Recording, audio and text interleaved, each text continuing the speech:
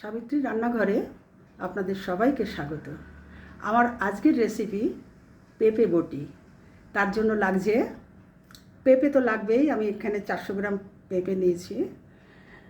এটাকে আমি গ্রেট করে নেব। আপনারা ছোট ছোট করে কুচো কুচো করে কেটেও নিতে পারেন। আর লাগবে বড়ি।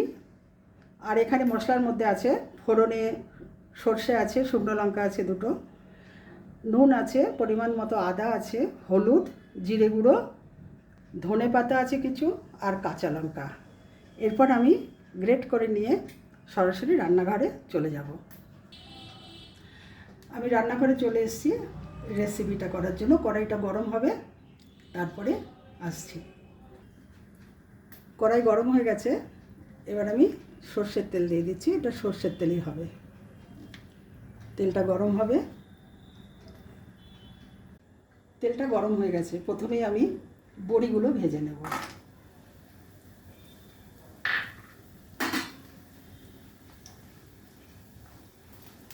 বড়িগুলো একটু লাল করে ভাজবো।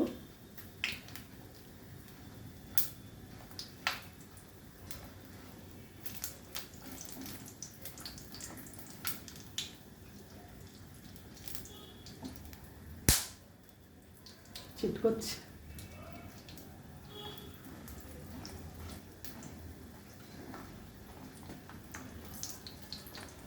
বড়িগুলো ভাজা হয়ে গেছে, তুলে নিচ্ছি। এবার দুটো শুকনো লঙ্কা দিচ্ছি ফোড়নে। পরিমাণ মতো সর্ষে দিচ্ছি অল্প।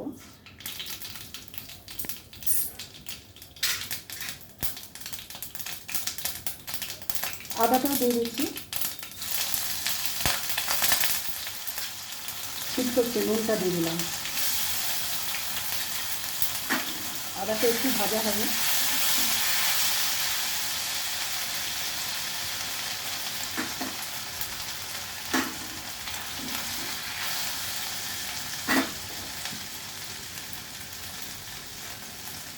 এবার আমি পেঁপেগুলো দিয়ে দেবো।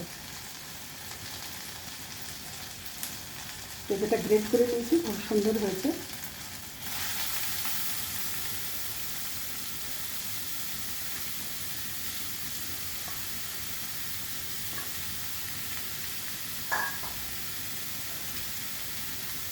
হলুদ দিয়ে দিলাম অল্প,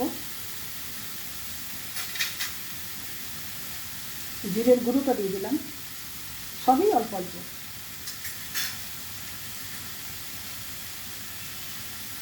কটা কাঁচা লঙ্কা দিলাম। এবার আমি ভালো করে নাড়ব, নেড়ে মশলাগুলো মিশিয়ে দেবো।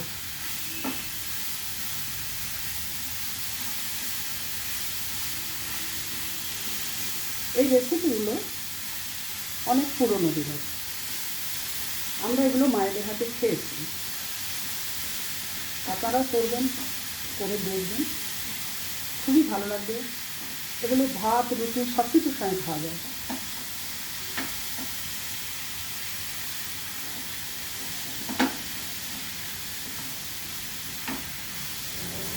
এটা একটু ভাজা হবে।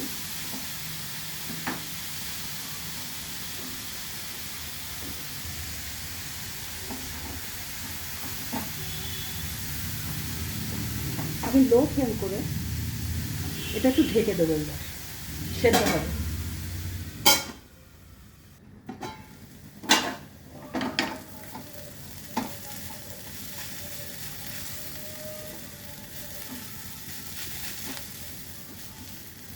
আর একটু হবে।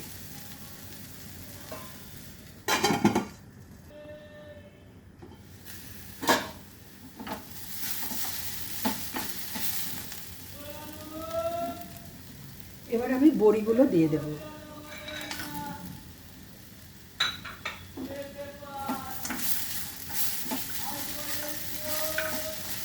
এই পেঁপে বটি আমার রান্নাটা প্রায় হয়ে এসছে। বড়িগুলো একটু মিশিয়ে দেব। কটা বড়ি ভেঙে নিয়েছি। এটা খুবই সুন্দর রেসিপি, করে খাবেন, পরিবারের সবাইকে খাওয়াবেন। এবার আমি ধনে পাতাগুলো দেবো।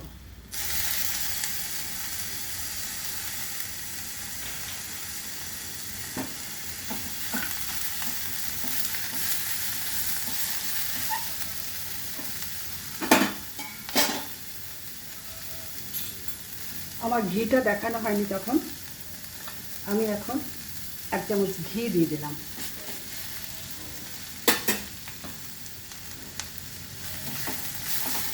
রান্নাটা যদি ভালো লেগে থাকে অবশ্যই সাবস্ক্রাইব করবেন, লাইক কমেন্ট শেয়ার তো করবেন, আমার পাশে থাকবেন।